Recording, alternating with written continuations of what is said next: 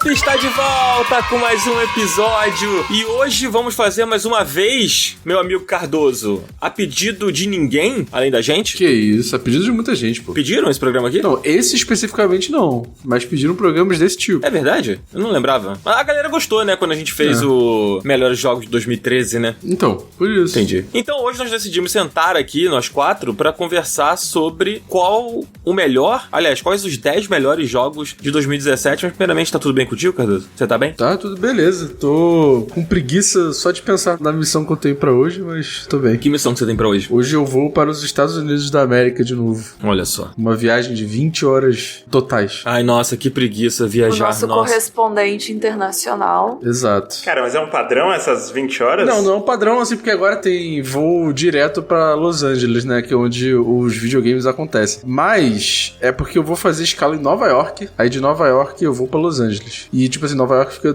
literalmente do outro lado dos Estados Unidos. Toda a sensação quando alguém fala 20 horas, na minha cabeça ir daqui pra América do Norte seria 1h30, né? É tipo daqui pro Rio de Janeiro, porque eu não tenho a mínima noção. Nossa, na minha cabeça também é tipo assim, 4 horinhas de avião. Porra, quem dera. É bizarro, né? Dá a impressão que o Cardoso tá indo de ônibus. Sim.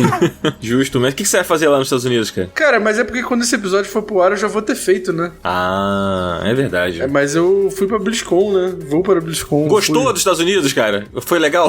Ah, já tinha ido lá uma vez, né? Então é a mesma coisa. Mas agora eu vou pelo menos ver a Disney Downtown. Você ficou em choque na BlizzCon quando anunciaram Rock'n'Roll Racing Deluxe? Porra, a gente é burro, né? A gente tinha que ter gravado isso semana passada, mas enfim, estamos aí. Por que semana passada? Eu não entendi. Ué, porque é a data que eu vou. Eu podia ter falado, acompanha lá no Stories, que eu vou postar Stories na BlizzCon. Ah, é verdade, né? Mas agora, bom, o Cardoso do presente, que no caso é o Cardoso do momento que esse episódio saiu, já foi, se divertiu, eu espero. Já curtiu, eu espero também.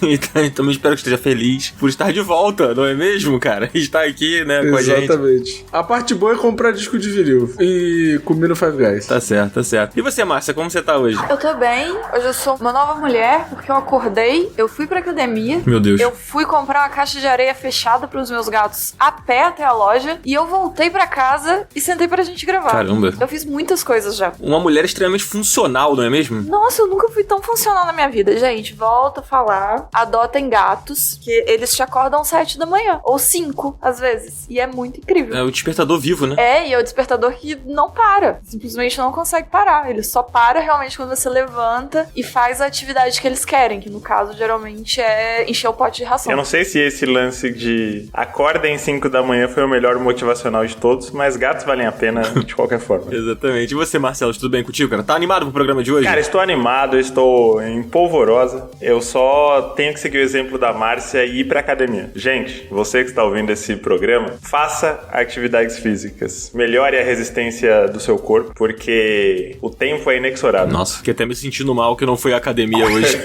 Amigo, eu recomendo também, você sente o seu corpo gritando assim, eu estou vivo! Então, acho que vale muito a pena. Nossa, eu não lembro a última vez que o meu corpo gritou isso pra mim, assim, sinceramente. Eu trabalho muito tempo sentado, né? Por motivos de computador e tal. E o meu joelho direito, provavelmente por causa da dança, ele é meio baqueado. A dança que eu pratico, o lock, tem muito impacto no joelho. E ele para de doer se eu tô indo regularmente pra academia. É bizarro, né? A impressão que dá é que você vai fazer força e aí vai doer mais, mas é o contrário. É a magia do exercício físico, né, cara? Seria de nós se a Nintendo não tivesse inventado a atividade física. É, o Wii Sports. 2007, o Wii Fit, o Wii Sports, nessa época aí. Perfeito. Que bom. Meu vizinho de cima começou a fazer obra agora. Então, seremos provavelmente acompanhados aí por um som que vocês não vão ouvir porque vocês estão no Discord, né, gente? Mas a nossa audiência provavelmente vai. Amigo, aqui também. É mesmo? Porque aqui estão fazendo obra na pracinha, né? Nem no prédio. Não sei o que é pior. Acho que o apartamento de cima é pior. Por experiência própria, durante a pandemia, o meu vizinho de cima fez obra a pandemia inteira, assim. Ele falou... Amigo, eu acho que as coisas, assim, meio que compensam, porque na pracinha acaba que é o dia inteiro. Então começa, tipo, 8 da manhã, assim, às vezes. E às vezes 9 da noite ainda tem uma britadeira. A obra de rua tem britadeira, né? Tem isso. É verdade. Então eu acho que compensa dos dois lados, assim. Eu acho que no final das contas é meio meio que igual o transtorno. Pra quem quer resolver o problema das obras, apoie nosso Catarse, que aí a gente vai alugar um estúdio de MesaCast com o logo do Up de fundo e um QR Code na tela. Vai ser o pacote completo. A gente vai mesmo? Pô, se a gente bater 20 mil reais no Catarse... Tem razão. Então, por favor, você aí que está ouvindo o Up, por favor, faça esse favor pra gente e pra você mesmo, né? Porque afinal vai ser muito legal. Mas sabe qual que é o maior problema dessa propaganda? É que ninguém mais aguenta um MesaCast. Então, o Marcelo falar que a gente vai virar um MesaCast talvez seja ruim pro nosso Catarse. É verdade. Já pensou começar um MesaCast em 2023? Mas e se a gente for um MesaCast na surdina? A gente só grava junto e põe no YouTube. Fica quieto. MesaCast no sigilo. Isso. A gente só tá sentado um do lado do outro, mas a gente fica assim, e aí, Dan? E aí no Rio de Janeiro como tá o clima? E o Dan tá com a gente. Acho que faz todo sentido. Tipo, com o vídeo claramente a gente está no mesmo lugar, mas não tem como provarem isso. Afinal de contas, a magia do fundo verde, né? A gente faz um cenário dividido em 4, assim, e toda vez que a câmera pegar na gente, parece o quarto da pessoa, só que na verdade é a mesma sala. E nunca põe a câmera aberta da mesa toda. E aí a gente fala que a gente contratou o rei do fundo verde. Quem, amigo? O Zé Renato. A gente contrata o Zé Renato pra fazer o nosso fundo verde e fazer tudo funcionar. Olha. Você falou o rei do fundo verde, eu ia falar o George Lucas. Também funciona. Cara, 10 minutos.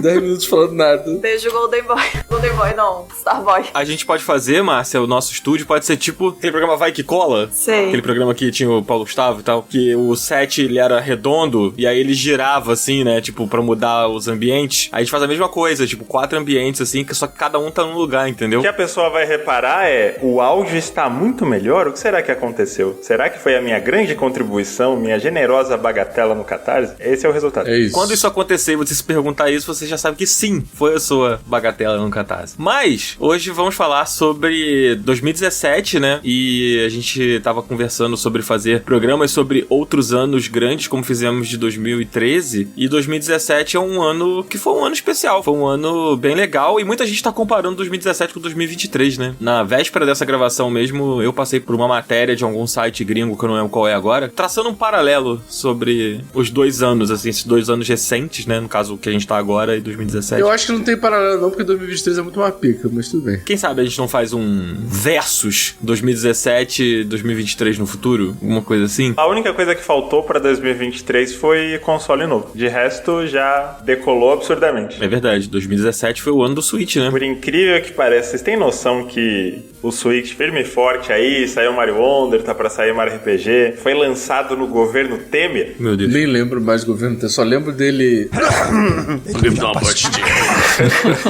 O maior legado do Temer foi esse vídeo, é incrível. Exato. A gente viu um demônio incorporando uma criatura. Exatamente. Gente, eu preciso só falar uma coisa. Eu fui abrir aqui os comentários do Spotify e a nossa querida Priscila Tonê, que foi agraciada com o nome Precisa pelo Marcelo Vinícius, falou aqui, ó, quase soltei uma risada alta no meio do escritório quando eu vi Precisa. KKKKK. Olha aí, cara, toda vez que a minha burrice traz sorrisos às pessoas, eu penso, pô, acho que é sobre Com isso. certeza. É importante, nos nossos maiores erros, né, a gente trazer alegria pras pessoas, né? Mas vamos chamar logo essa vinheta aí, o nosso famoso tururu, e depois a gente volta e explica o que a gente vai fazer. Ó, puxa alguma música do álbum I See You, da banda DXX, que lançou esse álbum no ano de 2017 também. Caralho, que aleatório. Pior que eu fui procurar paradas de sucesso de 2017, eu não sei nada de nenhuma dessas músicas. Impressionante. Onde eu tava em 2017? Provavelmente jogando Zelda. Você realmente foi procurar? Foi. Fantástico.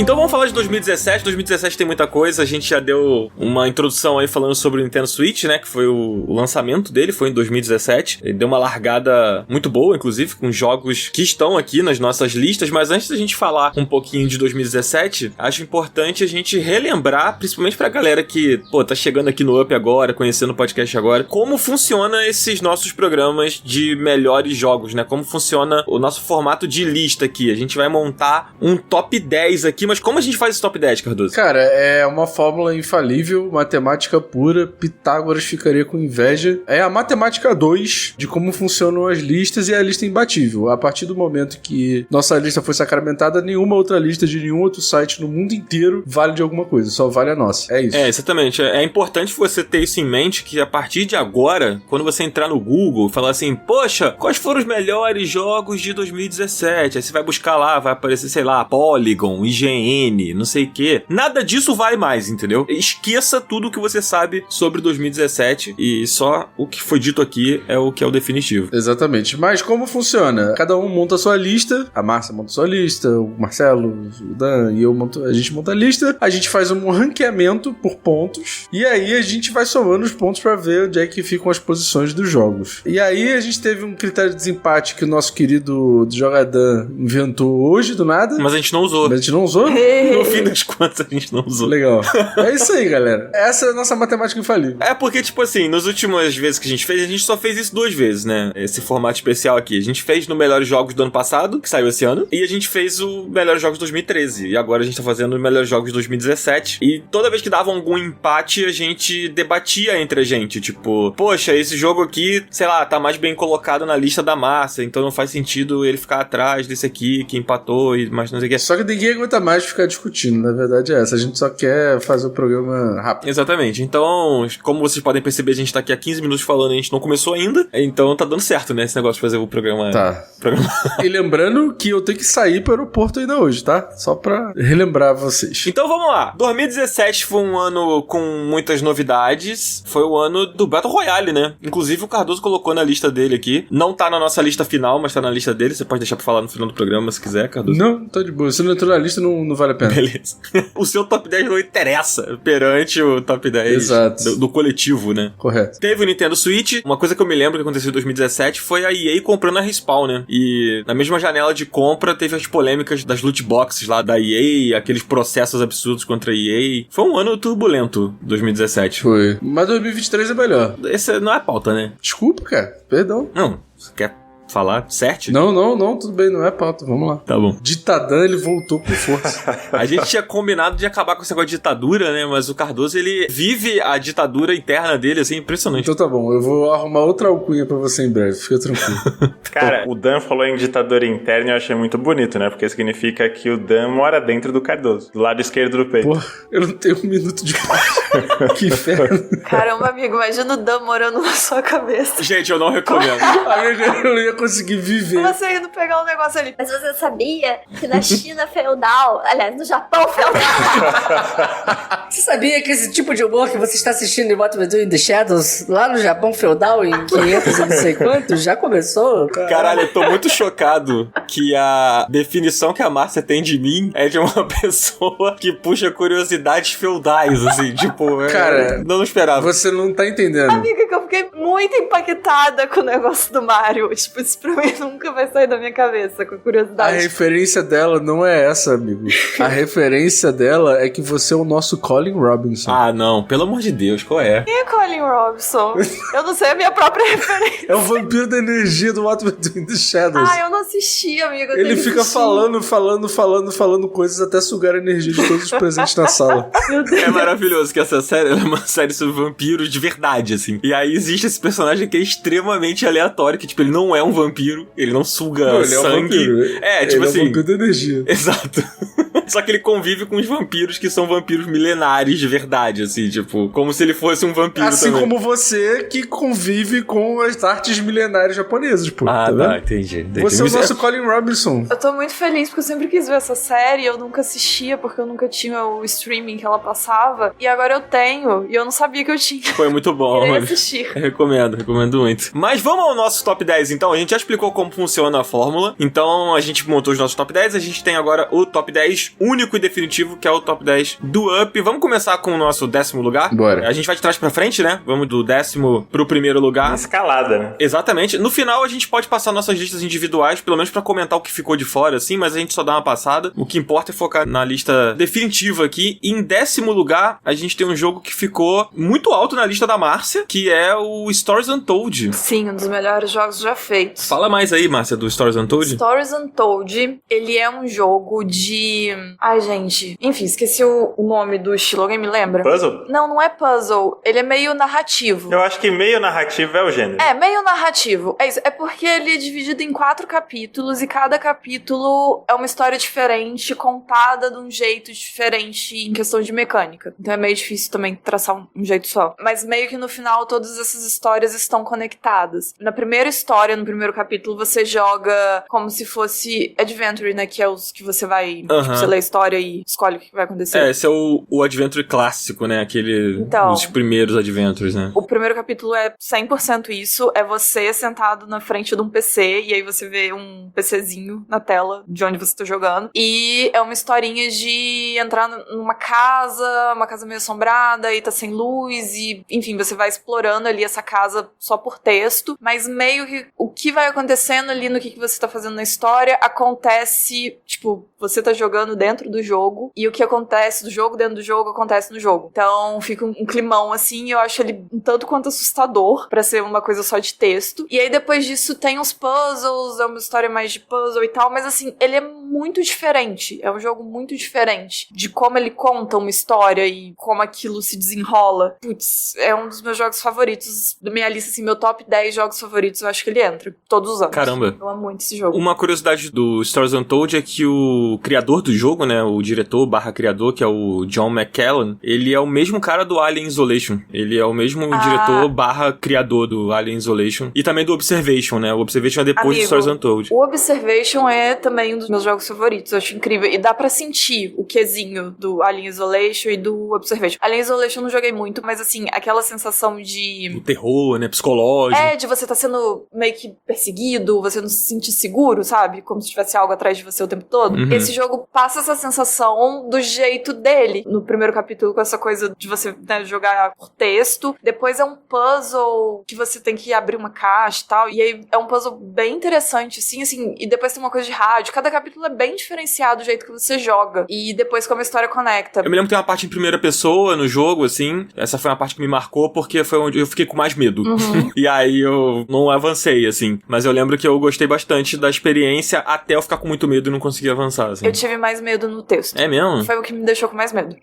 É interessante porque o jogo ele passa uma sensação que é igual a do Observation, que tem alguém olhando pra você, né? Tipo, o tempo todo você tá sendo vigiado, assim. Não, e você fica com uma sensação de eu preciso fazer as coisas rápido antes que alguém chegue e me pegue. Dá uma sensação assim também. É, doideira. Bom, Stories Untold, então, tá aí. Ele é o top 2 da Master. Caramba. Ele é meu top 2. Ele não tá mais em nenhuma lista nossa, mas entrou em 10º lugar no nosso top 10. Quem é o nosso 9º lugar, Marcelos? O nosso 9º lugar é ninguém menos que o próprio, a lenda, o xodó dos otaku, Persona 5. Persona 5 tá na sua lista também, né? Tá, e eu coloquei bem no finzinho, né? Eu acho que ele estaria mais alto se eu tivesse ido até o fim, porque não é um jogo que eu terminei. Eu sei que ele demanda várias horas, não lembro o que tava acontecendo. Em 2017 foi o primeiro ano que eu tava morando sozinho, né? E aí logo em seguida saiu Zelda, eu joguei muitas coisas meio que pela metade. Mas acho que o Persona 5, ele é o ponto culminante de uma escalada de popularidade da Atlus no ocidente. Então, desde Persona 3, né? No meio do caminho teve Catherine, o próprio Persona 4. E o 5, acho que ele junta tudo de melhor, tanto do ponto de vista de narrativa, de trilha sonora, de, cara, interfaces, o que falar das interfaces e das HUDs que essa empresa faz. E ele ainda depois, na minha vida de nintendista safado, formou um crossover muito curioso, porque eu nunca imaginei que o protagonista entraria em Super Smash Bros. Ultimate, né? É verdade. É curioso porque o Persona 5, no momento que o Joker entra no Smash, o Persona 5 não estava no Switch ainda, né? Aliás, o Persona 5 ainda era exclusivo da Sony no momento que ele entrou como personagem lá. Depois ele saiu também, que saiu a versão Royal dele, né? Do Persona 5. E aí ele saiu pro Xbox, né? E saiu também pro Nintendo Switch, eu acho que também pra PC. Mas naquela época ele ainda era exclusivo. Ele é um desses jogos que virou uma franquia própria. É, porque ele ganhou aquele jogo tipo Warriors, né? Musou? Musou, exatamente. Esse ano saiu Tática, né? Que também é baseado no Persona 5. E ele ainda tem o 4 também tem, né? né? Um anime, Persona 5 The Animation. Nossa, eu não sabia. Essa eu não sabia. Cara, o Persona 5 tá num posto bem alto da minha lista. Ele é o meu terceiro lugar de 2017. E, cara, eu joguei muito esse jogo. Muito, assim. Ele é um jogo que, como você falou, né, Marcelo? Ele demanda muito tempo. Sei lá, eu acho que ele deve ser um jogo de umas 60 horas, assim, pra você poder finalizar como um RPG, né? Só que, cara, eu fiz tranquilamente umas 100 horas nesse jogo. Tipo, tranquilamente. Porque até eu chegar no momento perto do fim, assim, no momento perto do fim, eu comecei a focar um pouco mais na história e querer terminar. Mas antes eu tava, tipo, tentando me aprofundar em todos os relacionamentos possíveis que o jogo colocava pra você ter, né? Com os amigos, com os professores, com os vilões que você ajuda, né? Porque ele tem essa coisa de, tipo, você não ajuda o vilão, vai. Você ajuda a derrotar o vilão e aí, por vezes, aquele personagem se transforma numa pessoa melhor, né? Porque ele tá, tipo, com uma persona que toma conta dele ali. E o Persona 5, ele é um RPG de turnos, tradicional, super JRPG, daqueles que marcaram muito. Acho que o que ele faz ele ser diferente e faz ele ser tão bom é que, tipo, os personagens são todos muito carismáticos, muito bem escritos, super diferentes ali dentro do elenco, né? E a coisa do relacionamento é muito bem feita, cara. Tipo, não sei até onde você foi, Marcelo, mas você fez o primeiro palácio do jogo? Fiz. A minha memória tá meio nevoada, mas eu lembro muito também desse sentimento, apesar de eu não ter ido tão longe, de você entrar pela estética, pela história, pelo combate e você ficar pelos social links, como eles falam, confident, né? Isso, é. Eu conheço várias pessoas que jogaram, algumas pessoas que não são tão fãs desse tipo de jogo droparam ele no início, porque ele é um jogo que tem muito texto, né? É um RPG, assim. E ele tem aquela coisa de que você fica muito preso aos horários do dia, né? Porque você tá na escola, e aí você tem um ano letivo passando ali, aí chega a semana de prova, chega não sei o quê, e aí, tipo, você tem que ir vivendo esses dias e fazendo as coisas que os horários permitem, porque, sei lá, às vezes pra você visitar um lugar específico, num dia específico você não pode ir porque você tá em aula, ou porque você tem alguma coisa acontecendo lá e você não consegue acessar aquela parte do mapa. Então, tipo, toda a sua experiência é moldada em cima de um calendário ali, né? Um calendário que é bem realista, assim, tipo, uma semana de 7 dias, com um final de semana, não sei o quê. E aí, tipo, você vai fazendo essas ações, né, em torno desse calendário, assim. Isso é tão real, mas ao mesmo tempo meio limitador para algumas pessoas, né? Tipo, eu queria fazer essa side quest aqui, mas eu não posso porque nesse horário aquele personagem não tá ali, sabe? Tipo, pra algumas pessoas isso é um problema. Pra mim, eu acho isso muito legal. Tipo, você quer encontrar um professor que você criou algum laço fora da escola, só que você não pode encontrar ele porque ele tá na escola trabalhando naquele horário, sabe? Dando aula pra uma outra turma, sei lá.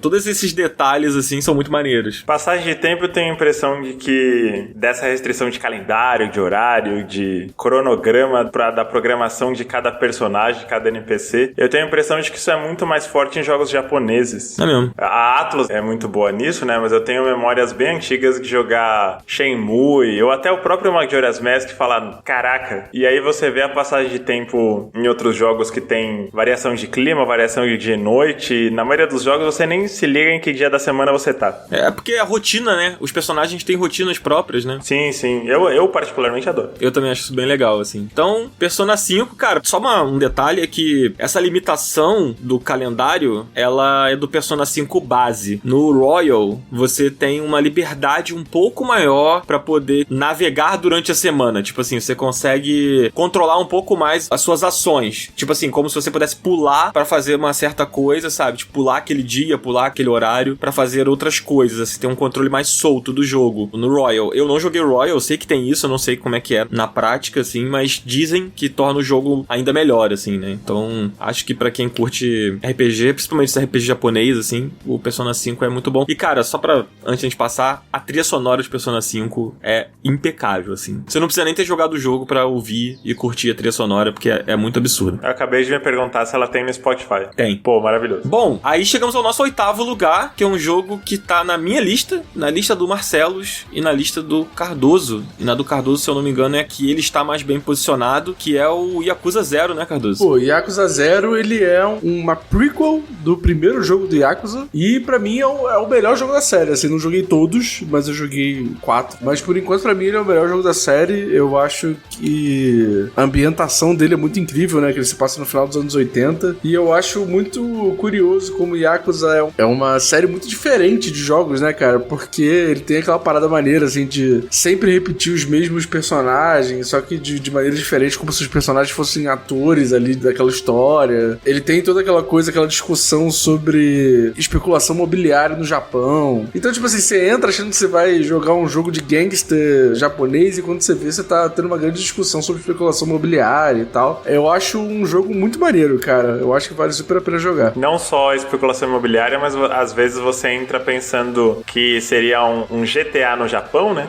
E de repente você tá cantando num karaokê. Exato. Dale, mano. Dameru.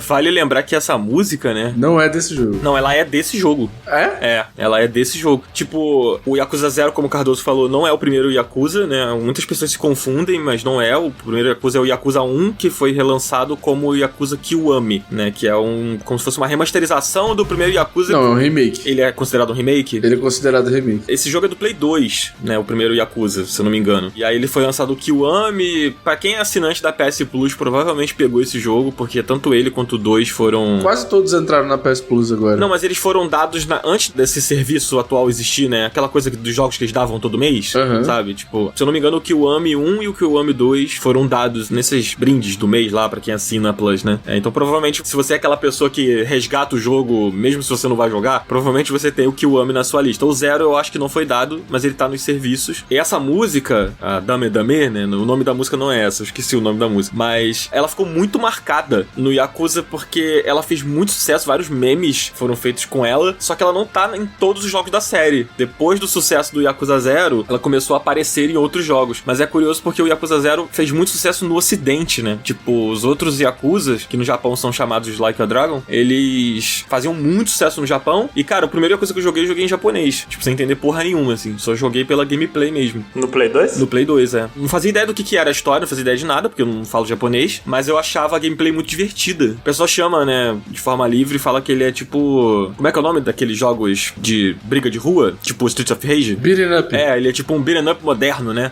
Ele é um jogo 3D, mas tem essa vibe de, tipo, levas de inimigos que você vai enfrentando e fazendo combos e tal. É muito legal, cara. E eu amo a ambientação do Yakuza 0, que o Cardoso comentou também, que é incrível, assim. É, tipo, realmente é um Japão dos anos 80. É muito legal, cara. Outro dia eu vi o Tuba, amigo do Marcelos, comentando no Twitter o quanto é mais fácil você jogar certos jogos clássicos dentro de Yakuza do que fora do Yakuza. Tipo, você não tem acesso a certos jogos da SEGA, sei lá, no Switch, no PlayStation, mas dentro do Yakuza você tem o jogo inteiro pra jogar nas máquinas de fliperama. Isso é muito doido, né? A vez que a SEGA fez isso com mais ambição foi em Shenmue, que tinha todo, na época, não sei se vocês acompanhavam as revistas, que era, nossa, é uma novela interativa e o drama definitivo dos videogames. E Shenmue meio que ficou pelo caminho, né? Era uma história super séria, super sóbria. E Yakuza se tornou o que Shenmue queria ser, sendo uma alopração do caralho. Sim. Eu acho muito bom isso. Sim. Eu acho maravilhoso que o Yakuza, ele é tipo uma montanha-russa, né? Tipo, ele tem uns momentos que são muito dramáticos, assim, tipo, muito tristes e envolventes e tal. E, ao mesmo tempo, ele tem uns momentos que, sei lá, você enfrenta um maluco que tá... Tipo aqueles caras que usam aquelas placas de compro joia, tá ligado? Tipo um outdoor ambulante, assim. Não sei se tem um nome para esse tipo de vendedor, sei lá. E você tá enfrentando um cara assim, tá ligado? É tipo um homem em placa na rua. Tipo, é muito aleatório, cara. E aí você desce o cacete no personagem da vez e termina com o Kiryu dando uns conselhos do He-Man, assim. É fantástico, cara. O senso de humor do Yakuza é incrível. E tem um lance também que, tipo, você usa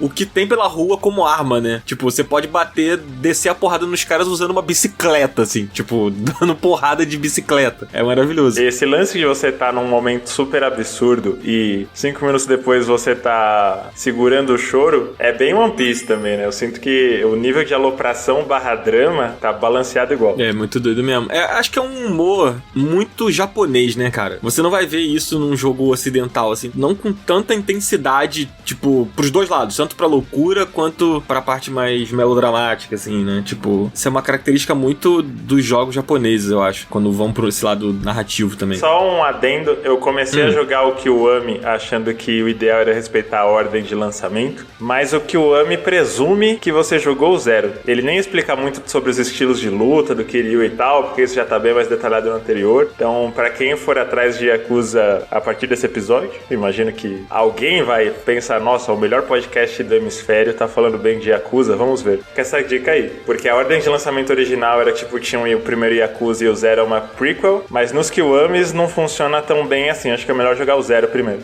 Faz sentido. O único lado ruim, assim, do Yakuza como série mesmo, é que os jogos não são em português, né? Sim. Não tem legenda, né? Exceto pelo 7 em diante. Não, acho que nem o 7, cara. Não, tem uns que tem e tem uns que não tem. Por exemplo, o Like a Dragon Ishin, que lançou há pouco tempo, lançou ano passado? Esse ano, né? Não tem, por exemplo. O Like a Dragon, que saiu em 2021, eu acho, que é o RPG, ele é em português. E, se eu não me engano, ele foi o primeiro. Eu não sei, talvez eu esteja enganado, Marcelo. Você falou do 7, agora eu não sei, que o 7 eu não joguei. O 7 não é o do Ichiban? Ou eu tô maluco? O Ichiban é o Like a Dragon. Ele é um spin-off. Não, mas ele seria o 7, né? Não, ele é um spin-off. Não tem conexão, assim. O Kiryu nem aparece nesse jogo. Ele foi o primeiro que foi totalmente localizado. Que os combates são por turno e tal. Isso, exatamente. Mas aí o Ishin não seguiu os mesmos passos e vai sair esse ano o The Man Who... sei lá. Apagou o seu nome, né? Erased his name. É isso, essa porra aí. Esse vai estar em português. Esse daí vai estar localizado. O que não faz o menor sentido, né? Num ano sai um que não tá e agora vai sair outro que tá, tipo, depois, sei lá. Não tem um padrão, Não assim. acontece. Essa Nintendo, né, cara? Essa Nintendo... Não é como se a Nintendo não fizesse isso, né? É verdade. A Nintendo é mestre. Essa Nintendo é foda. Antes da gente concluir, esse comentário tem que ser feito. Tem que criticar o que é pra ser criticado, né? A Microsoft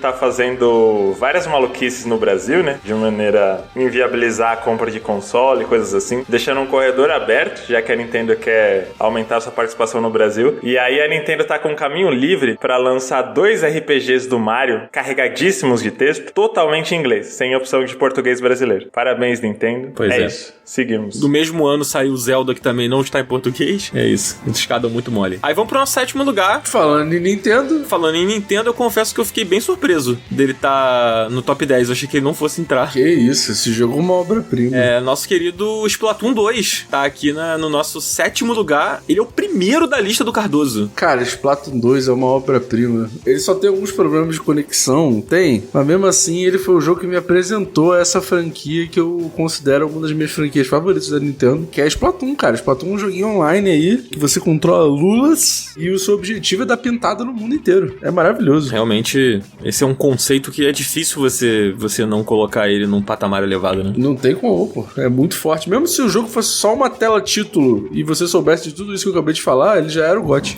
Essa parte do episódio, pra mim, eu tô mais intrigado com a primeira posição do Cardoso do que qualquer outra coisa. Cara, o Cardoso quis sabotar o Zelda. Essa é a verdade. Vamos falar aqui. O Cardoso quis sabotar o Zelda. Não tá errado. Tá bom, então vamos lá. Quer entrar nessa seara? Então vamos lá, olha só. Queridos ouvintes, eu tinha colocado na minha lista o Crash Insane Trilogy, tá ligado? Porque Crash Insane Trilogy lançou no ano de 2017. Mas aí o nosso querido Colin Robinson, do nosso podcast aqui, começou. Ah, não. Ele é uma remasterização. Se vai poder remasterização, vai poder não sei o quê. Vai poder não sei o que lá. E aí ele foi sugando toda a nossa energia a ponto da gente falar assim, tá bom, Daniel, a gente vai tirar o Crash Insane Trilogy. Mas, em compensação, eu vou tirar o Zelda e vou botar ele em último lugar da minha lista. Só de raiva. Só de raiva. E foi isso que eu fiz. E aí isso prova o que a gente falou mais cedo, que essa lista é feita por um algoritmo matemático sem nenhuma influência na subjetividade dos participantes. É matemática pura. Exatamente. Mas aí, Splatoon 2, seu jogo do ano de 2017, então, Cardoso? Foi seu primeiro Splatoon? Foi meu primeiro Splatoon. Eu não tive Wii U, né? Ninguém teve, né? Cara, eu joguei muitas horas. Eu e o Dan, a gente jogou bastante também. Verdade. A gente passava muita raiva com o online. Passava. Não tinha como formar um time com teu amigo? Não tinha. Mas mesmo assim, era divertido pra caralho, cara. Esse jogo é muito bom, cara. Esse jogo é muito bom. Pô, eu vou defender aqui o online do Splatoon 2, que eu não sei se eu tô contagiado com o do 3, que é uma merda, o online, mas eu não me lembro de passar por tantos problemas de conexão. Eu lembro que tinha essa treta de você não conseguir montar o time direito com um amigo, né? Que eu não lembro se isso foi contornado agora no 3, eu acho que foi, né? Foi, pô, foi. Acho que a gente até comentou isso, né, no programa do Splatoon 3, mas eu não me lembro de, tipo, partida ficar caindo, aquele erro que acontece no 3 direto, né, de, tipo, de falha de conexão. Lembrando que tem um tempo que a gente não joga o 3, né? Então, eu não sei se consertaram isso e tal, mas sim. Eu joguei no Splatfest do Halloween, que teve e, cara, só deu problema uma vez, assim, das várias partidas que eu joguei. Ah, que bom. Mas normalmente no Splatfest o Splatoon funciona melhor, né? Tem essa parada. Esse lance de que a Nintendo fica um pouquinho mais de olho, assim, no jogo. Não sei se é mito, mas tem essa história. O Splatoon 2 também tá na lista do Marcelos, não tão alto quanto na do Cardoso. E eu não coloquei o Splatoon na minha lista porque... Otário. Eu não joguei o Splatoon 2 em 2017. Porra, mas isso, caralho, Dan. Mas aí fudeu, pô. Não, mas foi um critério que eu usei pra mim. Porque, tipo, cara, quando eu listei os jogos de 2017, os jogos que eu gostei, cara, minha lista deu 20 jogos. Aí eu falei, caralho, eu vou ter que ir cortando, né? Aí, tipo, por exemplo, eu tinha tirado o Yakuza 0 da lista. Porque tinha aquela questão que a gente conversou antes de gravar, de que ele saiu no Japão antes e tal. Aí eu pensei assim, então ele não é de 2017, né? Aí eu tirei ele da lista. Ele e o Splatoon eu acabei tirando por causa disso. Mas, pô, eu também gosto muito do Splatoon. Eu tô ouvindo você falar e tô me sentindo mal de não ter colocado ele no meu tablet. Pô, Splatoon é muito uma coisa bom. que tem que ser dita aqui, depois da gente zoar bastante o Dan, o homem tem critério, hein? Ele se debruçou nessa questão da lista com muita entrega, montou toda uma lógica do que entra e do que sai pra não cometer nenhuma injustiça. Porra, porque... chato pra caralho. Não, porra. Puta que pariu, não pode simplesmente gostar das coisas, não. Tem que ter 628 critérios antes de gostar. Mas sabe por que não pode? Porque quando a gente faz um episódio de melhores do ano assim, não é só no Brasil, a indústria toda pra saber o que o Up tá dizendo sobre os jogos. E ele ficou pensando, cara, é toda uma categoria de trabalho, são centenas de profissionais, eu não posso fazer isso à moda caralho. Não, e além do mais, a gente tem uma responsabilidade de que o que a gente tá falando aqui hoje elimina tudo que os outros profissionais fizeram antes da gente. A gente falou isso no início do programa. Tipo, todas as listas são invalidadas. Mas isso traz ainda uma coisa autoral nossa. É o nosso sentimento, não é a nossa razão. Entre razões e emoções é a saída, entendeu?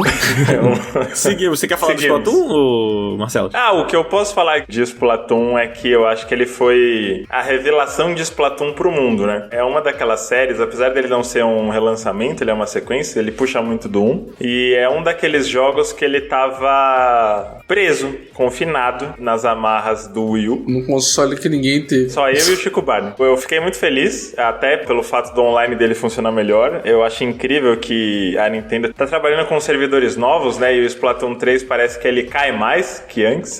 Parabéns, acho que a Nintendo merece todos os seus créditos por isso. E é uma série que, quando ela foi anunciada, revelada no primeiro jogo, ninguém dava nada e ela hoje é um fenômeno de popularidade. E tem muito isso de ninguém investe mais em novas IPs, ou é tudo sequência, tudo remake, é tudo remaster. E Splatoon, eu sei que daqui a pouco Splatoon vai fazer 10 anos, é bizarro isso, né? Sinta-se velho junto comigo, mas ele foi uma aposta nova, absurdamente criativa, que desde o começo tinha uma identidade muito própria. Isso é admirável, acho que é isso. Quando a gente fez o programa do Splatoon 3, uma coisa que eu comentei, assim, a gente acabou falando muito sobre isso nesse programa, inclusive eu recomendo pra quem não ouviu, que o primeiro Splatoon, né, ele representou um novo passo da Nintendo de trazer finalmente uma nova IP, né? E o 2, com o sucesso do Switch, né, porque o Switch largou muito bem desde o início e tudo mais, sempre vendendo muito bem e com uma biblioteca muito forte. No Japão, especialmente, o Splatoon, ele se tornou um fenômeno, assim, para além dos videogames, né? Tipo, virou coleção de roupa, música, show. Então, tipo, é um sucesso absurdo lá no Japão. E eu acho que isso, desde o 1, ele fez muito sucesso. Só que o 2 ajudou a, tipo, trazer parte dessa força que ele tem lá no Japão pra cá, né? Pro ocidente. Tipo, ajudou a popularizar o jogo aqui. Muito por conta do que vocês falaram, né? De que o primeiro ficou preso, né? No Wii U, que é um videogame que, porra, foi um flop, né? É muito legal ver que a Nintendo continuou investindo no Splatoon, assim, né? Tipo, apesar de muita gente reclamar, falar que o Splatoon 2 é uma DLC do 1, né? E não sei o quê. E falaram a mesma coisa do 3 também. O povo é chato pra caralho. Falaram a mesma coisa de... Eu tô com isso na engasgada porque eu tava vendo um vídeo do Thiago Leifert ontem. Falaram a mesma coisa de Tears of the Kingdom. É verdade. Você vai fazer o quê? Mas eu acho que com o jogo online existe um negócio maior, assim, né? Banaliza mais essa coisa, né? De, tipo Call of Duty, né? Toda vez que sai um Call of Duty é a mesma coisa.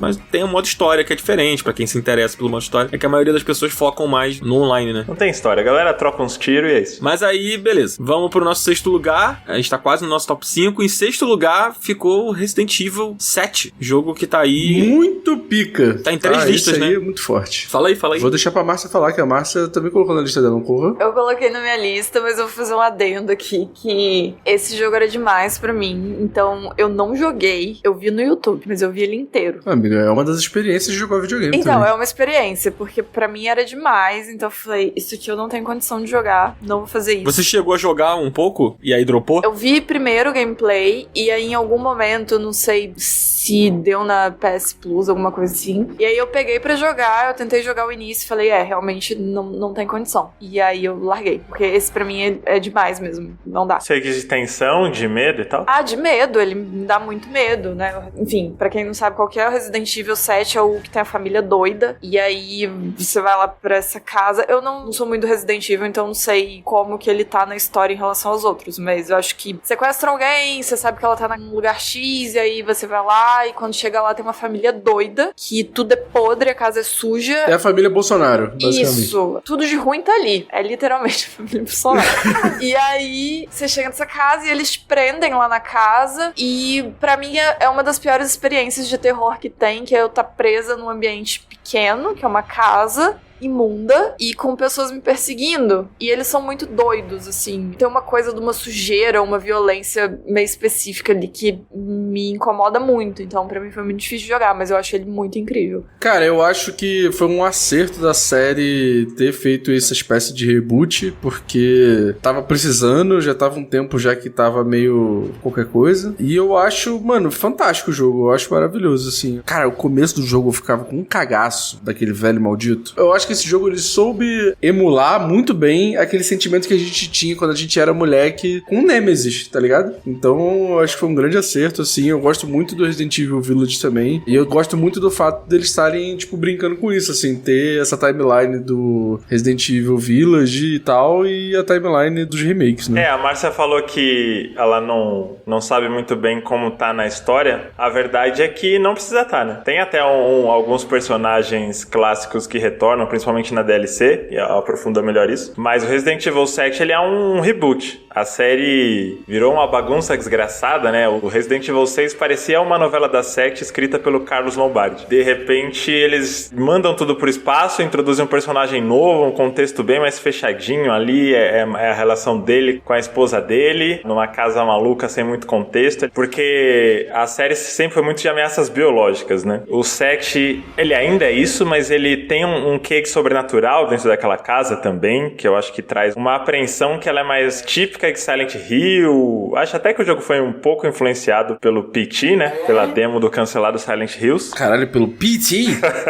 E eu acho que Resident Evil tava precisando muito disso, e ele resgata várias coisas de sobrevivência mesmo, né? De gestão de munição, de gerenciamento até de posicionar na sua maletinha o que você vai carregar e pra onde. Ele traz o melhor de Resident Evil em uma perspectiva nova, né? Porque, tirando spin-offs, é o primeiro jogo da série principal em primeira pessoa também. Que melhorou muito o Resident Evil pra mim. Eu prefiro jogar Resident Evil em primeira pessoa. Lançaram o Village em terceira pessoa, você chegou a jogar? Joguei, não gostei não. Eu prefiro em primeira pessoa. Não cheguei a testar o Village em terceira pessoa. Mas lançou só pra PC ou tudo? Não, lançou tudo. Putz, eu queria muito testar. Eu não gosto muito de primeira pessoa, não. Eu acho que foi uma atualização gratuita. Acho que é só você atualizar, Márcia. Eu acho que eu não vou jogar de novo, não, mas quem sabe um dia. Um negócio que me pega muito também é que o 7 tem pra VR. Tem isso também. E ele tem pra o quê? Cloud no Switch. Fica a informação. Ele foi, na época, tratado inicialmente como uma espécie de um reboot, assim, mas, na verdade, ele tá na mesma timeline dos outros jogos, né? Só que ele, tipo... A gente não sabe exatamente em que ponto da história ele tá. Tanto que aquele Chris que tá no jogo e que depois volta no Village, ele é o mesmo Chris, né? Dos outros Resident Evil, assim, só que a gente não sabe o que aconteceu com ele, assim, né? E nem é muito explicado. Tem a DLC do 7 que é aquela... Acho que é Not a Hero, né? Que sai depois que você controla ele, porque ele aparece no finalzinho do jogo, né, no Resident Evil 7, pra meio que resgatar o Ethan lá, depois de tudo aquilo que acontece, assim. E não é muito explicado, né, nem no Village explica muito sobre o Chris, assim. Eu tenho muita curiosidade de saber o que tá rolando, porque no Village tem mais conexões com a história clássica de Resident Evil, né, você descobre lá coisa da Umbrella e tal, mas não explica muito, né, tipo, acho que eles fizeram meio de propósito, assim, tipo,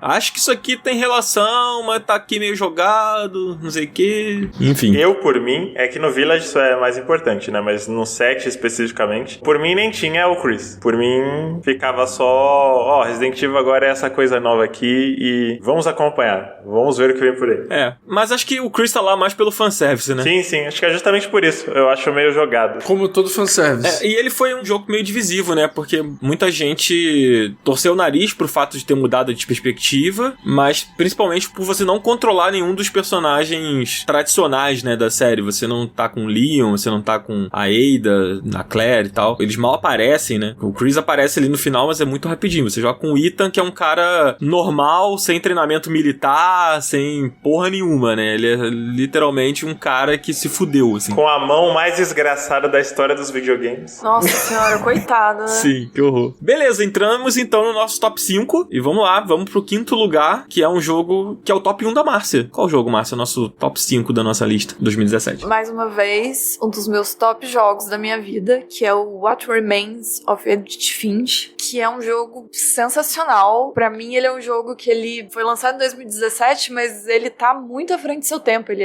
tá lá no ano 3075, porque ele é um dos jogos que melhor integra narrativa com mecânica. Ele realmente consegue usar a mecânica do jogo pra fins de narrativa apenas, de um jeito que eu acho que nenhum jogo pra mim até hoje conseguiu. E a história dele é basicamente você é uma menina, uma pessoa que volta pra casa da família dela e a família dela tem uma maldição que todo mundo morre em alguma circunstância meio diferenciada. E ela volta pra casa pra mexer na casa, investigar, ver as coisas lá da casa. A casa tá vazia, todo mundo já morreu, meio que só sobrou ela. E nisso que ela volta, cada cômodo da casa é dedicado a uma pessoa da família. Então você vai explorando a casa, cada lugar da casa é sobre uma pessoa. E quando você chega nesse lugar, você vê a história de cada uma dessas pessoas, de como essas pessoas morreram. E aí são pessoas de diversas idades, cada uma morreu de um jeito, e cada história é contada de um jeito. Por exemplo, tem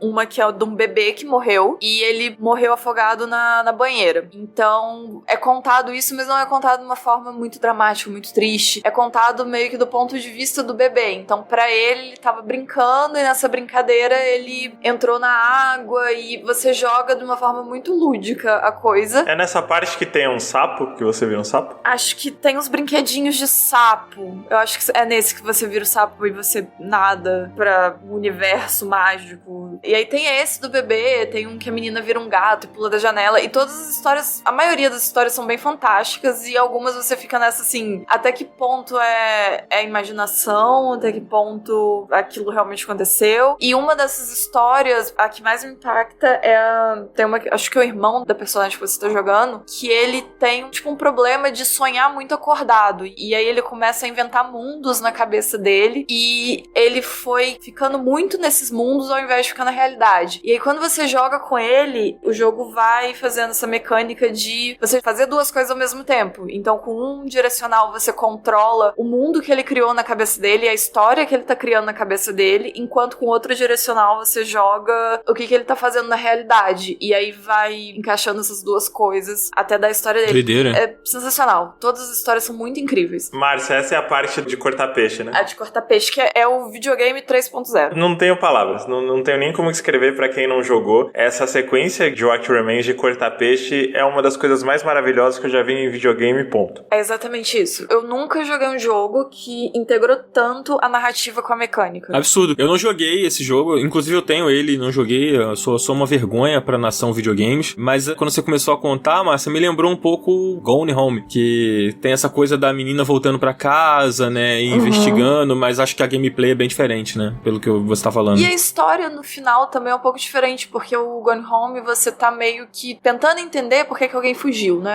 é algo assim. No Edith Finch, você não tá tentando entender o que aconteceu com algo, você meio que vai lá, é porque aí é um spoiler do final, mas o seu personagem já sabe das coisas, ela vai lá pra meio que contar uma história, e aí ela vai pegando tudo, repassando. Eu acho que chegar em bons termos. Eu acho que é aquele momento da vida que você quer processar uma experiência que você teve e que você nunca encarou ela de frente. Acho que tem muito sobre isso também.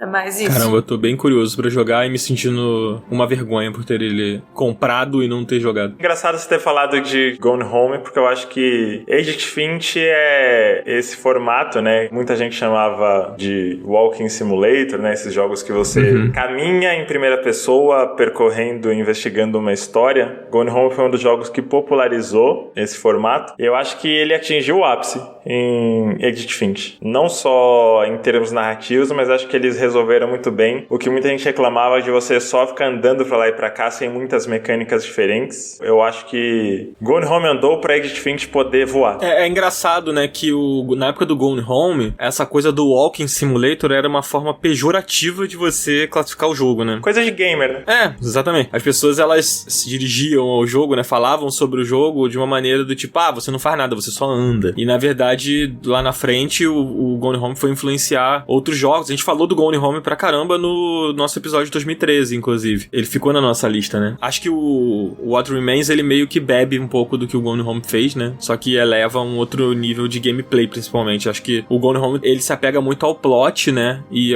a narrativa e tal, né? Nossa, tô muito curioso pra jogar agora. Fiquei muito curioso. Vocês me convenceram muito. Enfim, vamos ao quarto lugar, né? Ao quarto lugar aqui. Agora a gente tá chegando no final da lista. Quem é o nosso quarto lugar, Cardoso? Nosso quarto lugar é um jogo que eu nunca joguei chamado Hollow Knight. Olha aí. Caramba, você nunca jogou? Achei que você tivesse jogado. Você nunca jogou? Nunca joguei. Amigo. Nossa, eu jurava também. Eu achava também. Pensei que você tivesse falado. Mas e aí, Cardoso, já que você nunca jogou, sobre o que é Hollow Knight? Cara, Hollow Knight é sobre uma continuação que nunca vai sair, chamados Hollow Knight Silksong. Interessante. Você perdeu a chance de falar, é sobre um cavaleiro vazio. Seguimos. Meu Deus do céu. O Hollow Knight não tá na lista do Cardoso, né? Mas ele tá em todas as outras listas, né? Ele é o terceiro da Márcia, ele é o quinto do Marcelos e ele tá na minha lista quinto também. Fala aí, Márcia, do Hollow Knight. Bom, Hollow Knight é um Metroidvania que, assim como o PT, eu acho que a gente teve alguns jogos que traçaram uma linha, assim, né? Antes dele e depois dele pros estilos. Tipo, o PT teve muita influência em todos os jogos de terror que vieram dali pra frente. E o Hollow Knight, eu acho que ele mexeu completamente nos Metroidvanias que vieram depois dele. Hoje em dia eu já tô tão acostumada com o que ele trouxe, mas eu não lembro o que ele fez de diferente, porque hoje em dia todo mundo fez. Eu não sei se era um negocinho, tipo as badges, igual agora tem no Mario também. Teve algumas mecânicas que ele influenciou pra todo mundo. Mas ele é um Metroidvania de insetinhos e o mundo tá meio sendo contaminado, etc. E aí você vai ali explorando e arrumando as coisas. E ele é um jogo também que é muito difícil. Ele tem muitos chefes difíceis, mas os chefes, no geral, eu não acho tão difícil. Acho que é pontualmente em alguns chefes. E é isso, e é um jogo que exige muito de você. Eu tenho estresse pós-traumático desse jogo. Eu nunca mais consegui chegar perto dele. Tanto que quando falam Silksong, eu saio correndo. Eu acho que eu nunca vou jogar. Quando sair, se sair.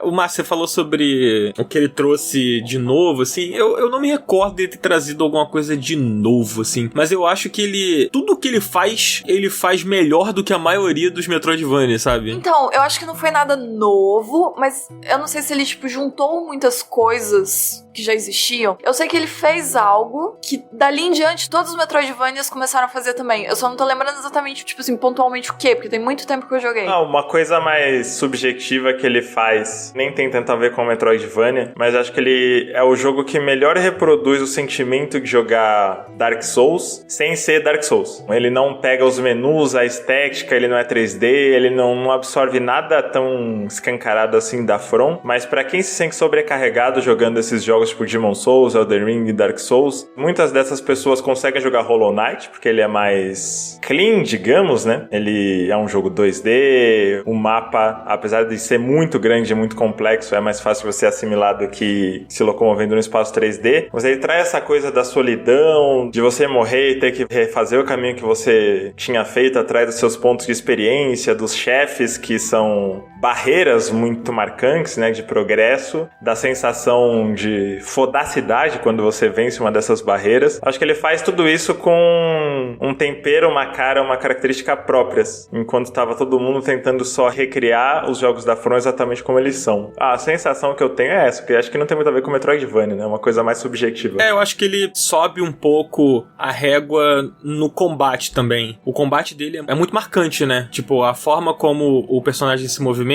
e aí quando você vai evoluindo ele, isso vai alterando muito a forma como você luta, além dele ter sequências que são de plataforma, né? Etapas, assim, do mapa, né? Que ele não é um jogo de fases, ele é um Metroidvania, então é tudo uma coisa só, tudo conectado, mas ele tem sequências, assim, áreas desse mapa, que são puramente um jogo de plataforma, assim, tipo, vibes Shovel Knight, assim, sabe? E que são difíceis pra caramba, às vezes tem inimigo caindo do teto, área que você não pode encostar porque tá contaminada, se você encostar você morre, e morrer nesse jogo é muito fácil, e aí tem essa coisa que o Marcelo falou de você voltar e tal, então tipo, ele mistura várias coisas de Metroidvania e de outros estilos também, né, tipo plataforma, tipo Dark Souls, e ele faz isso muito bem, né, cara, ele é um jogo indie, né, tipo, isso é muito impressionante, assim, a gente viu vários Castlevania antes, Metroids e não sei o que, e aí vieram os caras e tipo, beberam da fórmula desses jogos gigantes que influenciaram uma porrada de jogo, porque na última década saiu um Metroidvania por semana praticamente, e o Hollow Knight conseguiu se destacar muito entre tantos jogos desse estilo saindo ao mesmo tempo, assim. E ele virou uma referência máxima, né? Tipo, tanto que quando saiu o Metroid Dread, o discurso de muita gente era assim, tá, o que o Metroid vai fazer agora depois de Hollow Knight, sabe? Tipo, é muito doido você pensar isso. O que eu acho que vale ser citado antes de partir pro top 3, a melhor sonoplastia do século. O que esse jogo faz com mixagem de som, com efeitos sonoros, é um caso a ser estudado. Eu acho que isso é menos comentado do que merece. É surreal o som desse jogo. Bom demais. Bom, então vamos pro top 3. Vamos pro nosso top 3. Marcelos, inaugure, por favor, o nosso top 3 aí. Quem é o nosso terceiro colocado? Fiquei muito feliz que o top 3 em ordem diferente, eu acho que é meio que eu consideraria o top 3, que é sinal que a matemática do Up funciona, porque se o top 3 concorda comigo, então quer dizer que tá certo. E a gente vai com ele. 2017 foi o ano de lançamento do Switch e teve 2 jogos poderosíssimos. Nosso terceiro lugar é ninguém menos que o encanador mais amado do Brasil, Mario, com Super Mario Odyssey. Absurdo. Acho que ele é o único jogo da lista que tá em todas as nossas listas, não é? Acho que sim. Na minha tá. Olha aí, é verdade. Eu fui conferir aqui. Pois é. É que ele não ficou num posto muito alto na lista de todo mundo, então por consequência ele não tá, sei lá, em primeiro, mas ele acho que é o único jogo que tá na lista de todo mundo. Nossa, Mario Odyssey, eu lembro que eu tinha jogado Breath of the Wild e veio um sentimento de tipo assim, cara, nenhum jogo vai me fazer gostar mais dele do que eu gostei de Zelda esse ano, tipo assim. E aí quando eu joguei Mario Odyssey eu fiquei muito na dúvida, eu fiquei, caralho, isso aqui é bom demais. É muito doido o que eles fazem. Você que escreveu isso no episódio de Mario Wonder também, né? De certa forma. Pois é, né? Uma grande coincidência, porque é um ano que saiu um novo Zelda que é muito bom, que, tipo, a crítica abraçou muito, e agora um Mario que também tá repercutindo de um jeito muito parecido, né? Com o Mario Odyssey, que é o Wonder, no caso. Mas fala aí, Cardoso, sobre o Mario Odyssey. Tá na sua lista também, né? Pô, Mario Odyssey é o último jogo 3D do Mario que foi bom, porque depois teve outro lá que foi meio chato. Sinto saudades, queria um novo Mario Odyssey aí. E, cara, é um jogo extremamente inventivo, tem roupinhas que são incríveis, e roupinhas são muito importantes nos videogames, tem fases que são inacreditáveis, e tem a parada do chapéu, né, que é o grande rolê desse jogo, que é você incorporar os inimigos e coisas, e dinossauros e o caralho, usando o teu chapéu, que é o cap, né, você joga o chapéu e aí você incorpora aquela criatura, e eu acho isso fantástico, mano, é muito maneiro, e abre 1 bilhão de possibilidades, né? Nossa, é muito. Eu lembro que, conforme eu ia jogando, eu ficava pensando, será que se eu jogar o chapéu nesse poste, eu viro um poste? Será que se eu jogar num garfo, eu viro um garfo? E às vezes você virava, né? No caso do garfo, sim, e no caso do poste, não. Mas você podia se transformar em várias coisas. Esse elemento de, tipo, vou testar pra ver o que acontece, eu acho isso muito maneiro, sabe? Cara, e tem um momento específico, mano, que é o momento mais Nintendo da história, que é a fase da cidade, mano. Puta que pariu. Nossa, amigo. Aquele momento na fase da cidade foi, tipo... Deu vontade de chorar nessa hora. Sim. Da música? É, da música. Quando você termina a fase lá, que aí tem a música... O festival, né? O festival, nossa, mano. Fantástico, fantástico. Surreal, surreal. E ele tinha um rolê maneiro que ele brincava muito com as perspectivas, né? Que uma hora estava 3D, aí uma hora você entrava na parede, aí o jogo virava 2D e o Mario ficava com design clássico. Essas coisas são muito legais, sim, né? Cara, é um desses jogos que eu joguei na época. Eu falei que em 2017 eu joguei muitos jogos, eu parei na metade, né? E E por algum motivo que eu não vou saber exatamente agora qual, porque é maluquice se tratando de Marcelo Vinícius, eu não joguei o Mario Odyssey direito na época. Eu fui parar pra retomar ele, recomeçar na verdade, e jogar, de devorar o jogo inteiro em 2020. Então ele é um jogo que ficou uma relação meio ambígua, né? Porque ao mesmo tempo que ele foi um grande apoio emocional e um grande suporte na pandemia, eu sinto que ele também me remete àquela experiência, àquele choque dos primeiros meses, do primeiro ano de quarentena. Então eu tenho muita dificuldade de voltar pra ele, que é uma pena. Deprimi todo mundo agora. Pô, cruel. E você, Márcia, você também botou o Odyssey na sua lista, né? Acho que ele é o seu 8º? Amigo, botei. Eu gosto dele, mas eu não amo. Eu acho que eu não sou muito do Mario 3D, assim. Eu acho ele muito legal, tem muita coisa acontecendo, muita novidade. Isso tudo que vocês falaram, tipo, o momento da cidade foi uma das melhores experiências em games que eu já tive também. Mas eu acho ele um jogo meio... não é necessariamente longo, mas eu acho que tudo é muito grande e aí me dá uma certa fadiga. Todo lugar tem muita coisa pra fazer, muita lua pra pegar, e aí eu sinto que isso me perde um pouco ali do jogo, de ficar com essa sensação de novidade e tal. Eu acho que ele se alonga demais nas coisas, mas eu acho ele muito legal também. Então assim, eu gosto dele, mas não amo. Justo. Acho que grande parte da vitória de Mario Odyssey foi resgatar... como eu formulo essa frase? Meio que o potencial dos Marios 3D. Por mais que nunca tenha parado de sair jogo incrível do Mario em 3 dimensões, eu fiquei com muito receio, a partir do 3DS com o 3D Land e depois o 3D World, de Mario 3D ficar restrito a ser a mesma fórmula do 2D, só que com profundidade. Porque eles adaptaram, né? O 3D World e o 3D Land, o mapinha, as fases, a bandeirinha no final, eu meio que reproduzia a fórmula clássica de Mario 2D em 3D. E isso não era o que, principalmente o 64 e o Sunshine, mas o Galaxy também, isso não era o que esses jogos faziam, né? Esses jogos tinham mundos que eram vários mundos abertos dentro do jogo, onde você era jogado no espaço, você tinha liberdade total para coletar a estrela, o Shine, ou aqui no caso a lua, da maneira que você bem entendesse. Seguia uma certa sequência em alguns casos, mas essa sensação de liberdade, ela não tá tão presente nesses dois, né? 3D Land e 3D World. E eu fiquei muito feliz que eles voltaram pra isso, que o Mario Odyssey foi um Mario 64 do novo milênio. Eu espero que sigam esse caminho. Pelo Bowser's Fury, eu acho que é a direção que a série tá seguindo mesmo, é que ser cada vez mais ampla, mais aberta, mas eu acho que é onde Mario 3D brilha no seu maior potencial. Eu acho que um dos grandes méritos do Mario Odyssey é que ele consegue evoluir o controle do Mario num espaço 3D, assim. O Mario do Galaxy, ele já era um Mario excelente, assim, de controlar, ele já fazia muitos movimentos que foram implementados e evoluídos ali, né, no Wii. No 3D World eu acho que tem um passo pra trás no controle do Mario, porque ele tem um compromisso muito maior em ser um jogo funcional pra você jogar com até 4 pessoas, do que com você, tipo, ter um controle total do Mario ali e fazer coisas muito magníficas e tal. E no Odyssey, quando ele coloca o Cap como uma habilidade do Mario, cara, são tantas possibilidades, tipo, você consegue, sei lá, acessar áreas do mapa que antes você observaria essas áreas e acharia completamente impossível de você acessar, que é só cenário, sabe? Mas é uma verticalidade absurda que o jogo tem por conta do chapéu. Então, tipo, você bate numa pilastra, joga o chapéu, pula noutra pilastra, pula pra terceira pilastra, joga o chapéu de novo, não sei o que, quando você vê, você tá, tipo, no teto da fase, sabe? E aí você achou, sei lá, um monte de moeda escondido ali, que é tipo, parabéns, você conseguiu chegar aqui. Não tem nada demais, mas você conseguiu, sabe? Você dominou o Mario, tipo isso. Dan, isso é muito maneiro. Você diria que Super Mario Odyssey é um jogo de tirar o chapéu? Eu tiro o meu chapéu do Raul Gil pra Mario Odyssey. Fantástico. Vamos pro nosso top 2? Vamos, que o nosso tempo tá acabando. Em segundo lugar ficou, pra minha surpresa, que eu achei que ele estaria em primeiro. Na verdade, não pra minha surpresa, na verdade foi porque o Cardoso mudou antes da gente gravar, né? Faltando 1 minuto pra gente gravar, ele foi lá e mudou aqui. Mas em segundo lugar ficou ele, Zelda. Nosso rei, Cardoso, obrigado por tudo, amigo. Tamo junto, amiga. Mal vocês esperam pro Melhores do Ano de 2023? Tô muito ansioso. Cara, eu tô pegando o esquema agora, né? Marinheiro de primeira viagem. Mas eu sinto que montar a lista do Up funciona mais ou menos como um card game, né? Você tá competindo com os outros integrantes pra posicionar melhor o seu jogo e tentar sabotar o jogo do amigo. Mal você sabe que nas entrelinhas rola até alianças pra essa votação. Por debaixo dos panos rolam alianças pra gente combinar a votação. Eu acho maravilhoso que o Cardoso, tipo, ele de cara ele botou o Zelda em primeiro na lista dele. Tipo assim, quando eu abri a nossa pauta, ele tava o Zelda em primeiro. Aí você foi sugando minha energia, sugando a madrugada inteira, reclamando da minha lista.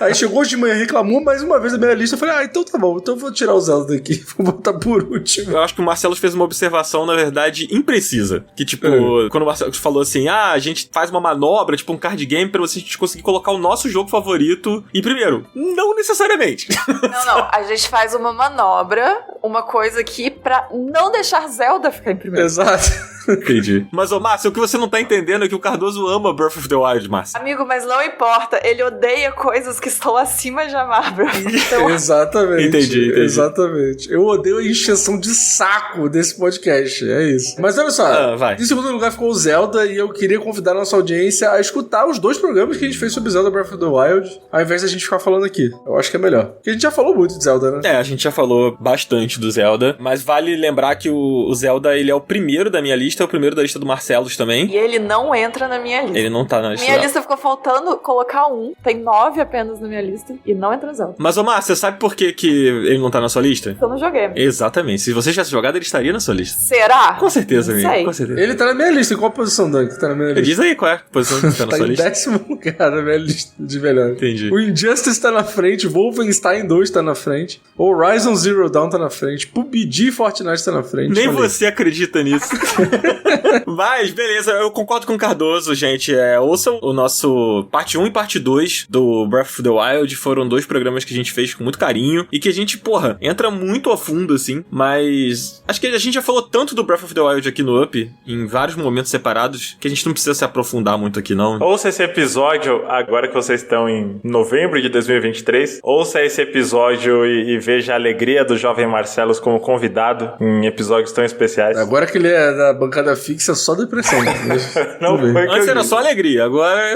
Exato, exatamente. Agora é só tristeza. Exatamente. Então vamos ao nosso primeiro lugar, né? Quem será que ficou em primeiro lugar? Quem tá faltando? Pô, plot twist, hein? Plot twist. Eu achei plot twist. Não tá na minha lista, então eu não vou nem falar nada. Mas fiquem à vontade aí. Quem é o primeiro lugar Eu do... acho que deixa o Cardoso falar, porque graças a ele, quem deveria venceu. Exatamente. Cuphead é o nosso primeiro lugar. O jogo no qual eu demorei, juro por Deus, 5 anos para passar da primeira fase. E nunca passou da segunda. E eu nunca passei da segunda e eu comprei ele em todas as plataformas que ele tá disponível, todas. Só que mesmo assim eu nunca consegui zerar o jogo, nem passar da segunda fase. Mas ele tem importância histórica, porque ele é um jogo incrível, ele é um jogo fantástico. E ele rompeu a barreira do jogo indie aí. Ué, mas a nossa lista não era da coisa que a gente gosta, agora é sobre coisa histórica? Eu não entendi. Não, a lista é sobre o que eu quiser colocar ali, Entendi. eu acho. Os critérios, amigo, é o critério que cada um quiser colocar, ué. Exato. Se você tem 428 critérios pra colocar qualquer jogo, eu tenho 1 ou 2, que é gostar ou não gostar. Entendi. A real é que vocês estão se degladiando aí, mas o grande vitorioso dessa disputa que é a lista de melhores do podcast é ninguém menos que eu, porque... Caralho! Não, assim, O quê? Cara, apesar da ordem ser diferente, o top 3 que ficou do Up é o meu top 3. o Marcelos conseguiu pegar uma lista de melhores jogos e fazer ele vencer. Amigo, eu achei sensacional a volta que você deu. Caralho, é muito leonino, é impressionante. Breath of the Wild, Mario Odyssey e Cuphead são as 3 divindades de 2017, inigualáveis, ponto, assim. Então o top 3 refletiu muito bem a opinião pública de uma pessoa, eu, e mostra que os critérios aqui adotados são muito justos, né? Entendi. Incrível, cara. Mas fala aí, Márcia, você ia falar do Cuphead. Não, eu acho que a gente não tem mais nada pra falar, cara. Depois dessa, caralho, depois dessa acabou. Dei o prêmio de melhor jogo de 2017 para o Marcelos Vinícius. Exatamente. Muito obrigado. Eu não teria chegado aqui sem vocês. Não, tu chegou aqui sozinho, pô. Foi tu que falou tudo como é que ia ser e foi. É isso. Caralho, incrível. Tá bom, então acabou a nossa lista. Cuphead ganhou, Cuphead aí jogou muito pica. A gente não vai falar nada sobre o Cuphead. É isso. Cara, eu não consigo formular frases depois dessa do Marcelo, cara. Eu não consigo. Eu tô travei. Eu não esperava por essa. A Márcia consegue. Amigo, fale você. você. Vai, Marcelos, fale sobre Cuphead. Cuphead é um jogo eletrônico onde você aperta botões e vence desafios, e por isso ele merece ser considerado o melhor jogo de 2017, além de ter uma das traduções mais incríveis da história dessa mídia, que são os nomes Chicrinho e Caneco. Isso é bom demais. E ele também tem um anime na Netflix que é incrível, que fez as crianças adorarem o diabo. Então é incrível. Tô muito revoltado com esse jogo em primeiro nessa lista. É mesmo, amigo. Poxa, é assim que eu me sinto, às vezes. Deve ser tão ruim. Tadinho do jogador, o jogo favorito dele não entrou em primeiro lugar, coitado. Tá bom, mais alguém quer falar do Cuphead, gente? Não? O primeiro lugar da lista, ninguém vai falar nada, tá conformado. Ninguém tem nada pra falar do jogo, Você já perguntou 4 vezes, ninguém quer falar nada? Não, ninguém quer falar nada, Amigo, pô. não tem muito o que falar. O jogo ele é sensacional, ele é incrível. É um jogo difícil, é um jogo lindo. É um jogo que tá em primeiro lugar. Não precisa falar nada. Ele está em primeiro lugar. Tá aí. Daniel, entenda, está sacramentado para todo sempre na história dos videogames que Cuphead ganhou de Zelda Breath of the Wild em melhores jogos de 2017. Justiça seja feita. Aceite. Esse ano foi monopolizado pela Nintendo, né, na minha visão, com muita justiça, e isso tirou muito do holofote dos méritos do que Cuphead realizou, principalmente esteticamente falando, né, a produção dele, eu não lembro nem a quantidade de ilustrações à mão que o jogo utilizou, mas algo perto de 30 mil, posso estar maluco. Eu acho que o Up tá fazendo aqui uma reparação histórica, é mais ou menos como você repensar, fazendo uma analogia boleira, repensar a última década sem Messi pra ver quem eram os melhores entre os mortais.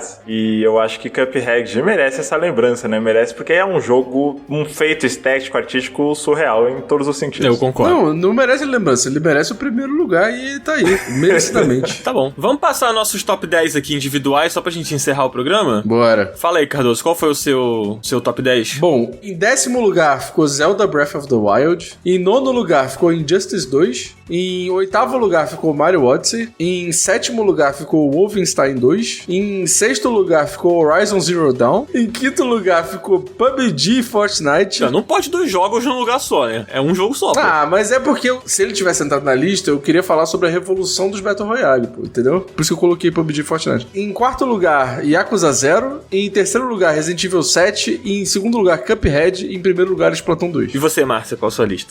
A minha foi... Eu não coloquei o 10º, mas 9º, Resident Evil 7. Em 8º, Mario Odyssey. Em 7º, Night in the Woods, que triste, ninguém falou dele. Em 6º, Hidden Folks, que é um joguinho de celular. Procure aí no seu celular. Nossa, eu amo esse jogo. Esse jogo é perfeito. É um Onde Está o Wally, todo em preto e branco. Tipo, ele é só traço. E todos os barulhos do jogo foram feitos com a boca. Então é perfeito. É maravilhoso. Em 5º, Little Nightmares. Em 4º, Cuphead. 3º, Hollow Knight. Em 2º, Stories Untold. E em 1º, What Remains of Edith Finch. Fala a sua aí, Marcelos. Aqui tivemos em 10º Sonic Mania. Em 9º, Persona 5. Em 8º, Splatoon 2. Em 7º, Yakuza 0. Em 6º, Resident Evil 7. Aliás, curioso, Resident Evil 7 ele se chama Resident Evil Biohazard nos Estados Unidos. No Japão ele se chama Biohazard Resident Evil. Fica a trivia. Importante. Em 5º, Hollow Knight. Em 4º, What Remains of Edith Finch. E nos 3 primeiros lugares, a grande vitória, né, que já foi anunciado. Em 3º, Cuphead. Em 2º, Mario Odyssey. Em 1º, A Lenda de Zelda, o Bafão Selvagem. Brabo. A minha lista foi Yakuza 0 em 10º. Em 9º, Mario plus Rabbids Kingdom Battle, que eu achei que eu fosse ver na lista do Marcelos. Fiquei surpreendido de não ver. Não sei se você não gosta, mas enfim. Em 8º, esse aqui eu achei que ia estar na lista de todo mundo, que é o Hellblade, Senua's Sacrifice. Achei que todos gostavam. Pô, eu fico muito perturbado jogando esse jogo. Eu não consigo jogar, não.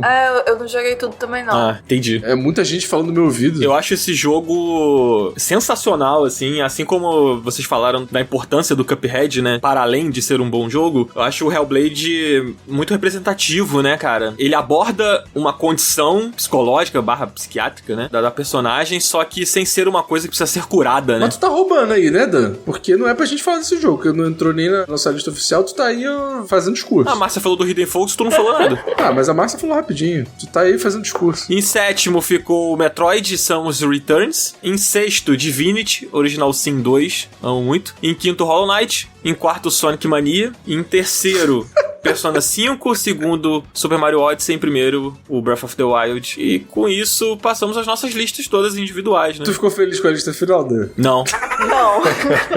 Você me perguntou, eu respondi, ué. Não, tudo bem. Eu queria essa resposta. Não, é uma boa lista. Eu acho que eu não concordo com a ordem. Uhum. Mas assim, por exemplo, eu não joguei Stories Untold. Eu não conheço o jogo. Eu joguei pouquinho. Não conheço direito o What Remains of Edith Finch. Eu não joguei, mas eu sei o quanto ele é bom, assim. Tanto que eu comprei, mas acabei não jogando. Mas eu achei a lista muito boa, no geral, assim. Eu acho que eu não tiraria nada, não. Apesar de ter coisa da minha lista que não entrou, né? Mas eu acho que, no geral, é uma lista muito boa. Tu ficou triste que o Sonic Mania não entrou? Não fiquei triste, não. Eu tenho consciência que eu gosto muito do jogo, mas ele não é um jogo tão incrível pra todo mundo, assim. Entendi. Achei uma boa lista. Vocês gostaram da lista, gente? Vocês ficaram felizes com a lista? Eu adorei. Achei uma super boa, justa. é. Eu já dei meu parecer, né? Acho que foi tudo de acordo com o Keikaku. De acordo com o quê? Pô, vocês nunca ouviram falar essa? Meme de otaku, assim. Putz. Tem uma legenda de Death Note que tá tudo de acordo com o Keikaku. Aí em cima da legenda tá a nota do editor. Keikaku significa plano. Por que não traduziram só plano? Então, enfim, interna de otaku. Beleza. Vamos nessa, né? Eu só vou fazer uma menção honrosa aqui, o querido jogo Crash Trilogia aí, que foi proibido de estar na lista. Não foi proibido. Eu falei, aí vocês concordaram da gente decidir junto, Não, você cansou o nosso mental, o nosso psicológico, até a gente cansar e falar, não, beleza, tá bom. Se você é incapaz de dialogar, eu não posso fazer nada, né? Aí, Tem uma pergunta. Márcia, você acha que Crash poderia ter entrado? Era válido? Eu acho que era válido, gente. Inclusive, às vezes, eu acho até válido que se eu joguei em 2017, é isso que conta. Olha aí, ó, tá vendo? Que nem o Death Stranding, no outro ano aí que a gente fez a lista. Entendi. O que vale, de agora em diante, vai ser assim. O que vale é o voto de Minerva da Márcia. Correto. Eu sou extremamente sensata e eu sou a pessoa mais imparcial desse podcast. Corretíssimo. Então tá bom, vamos nessa. Valeu, galera. Tamo junto. Um beijo, até semana que vem. Espero que eu tenha uma boa viagem hoje. Ah, e detalhe, a gente tem que fazer um programa agora de Cuphead, hein? Porque a gente tinha prometido que toda vez que a gente sacramentasse um jogo numa lista, a gente faria um programa sobre ele, né? A gente já tem um programa sobre o Cuphead. Sobre o Cuphead? Não tem, não. Temos um Tem, Indie Attack. amigo. Ah, é verdade. Nossa. Então ouçam o Indie Attack de Cuphead, que é o melhor programa já feito da história da humanidade. É isso. Então, beleza. Semana que vem a gente tá de volta, 10 horas da manhã. Mas qual é a enquete? A enquete vai ser: a lista foi justa? Sim ou não? Sim ou claro? Maravilhoso. Quero comentários sobre o algoritmo infalível do Up e sobre os critérios extremamente objetivos e imparciais que a gente adotou aqui nesse episódio. É isso. Então, beleza. Semana que vem a gente tá de volta, 10 horas da manhã. Não deixe de clicar no sininho pra receber notificação se você ouvir no Spotify. Deixa um comentário também, porque agora tem essa seção de comentários aí. E também as 5 estrelas pra gente subir nossa notinha aqui. Tá indo bem, né? A gente subiu bem a notinha de avaliação. A gente tá 4.8. 8 é só pra cima. Exatamente. Então, valeu. Tchau, tchau, gente. Valeu. Valeu. Até semana que vem. Valeu. Tchau, gente. Tchau. Forte abraço.